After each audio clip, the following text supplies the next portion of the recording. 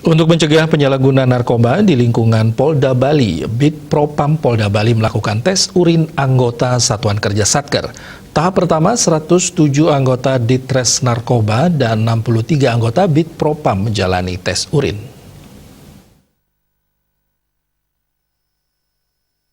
Kabid Propam Polda Bali, Kombes Pol Bambang Tertianto, menjelaskan tes urin tersebut sengaja dilakukan untuk mendeteksi dini dan mengantisipasi penyalahgunaan narkoba bagi anggota Polri, khususnya Polda Bali.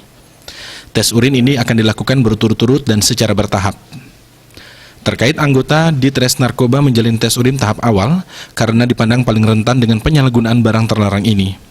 Pasalnya mereka sehari-hari berhadapan dengan barang haram tersebut. Sedangkan untuk anggota Bid Propam, karena tugas pokoknya sebagai penegak pelanggaran disiplin maupun kode etik Polri, sehingga harus menjadi tauladan.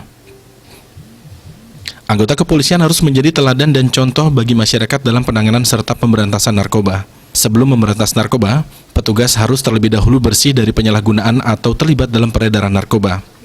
Pihaknya akan bersikap tegas menerapkan aturan bagi anggota Polri, khususnya Polda Bali yang terlibat dalam narkoba.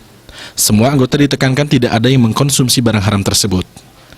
Kertanegara Bali Pos melaporkan.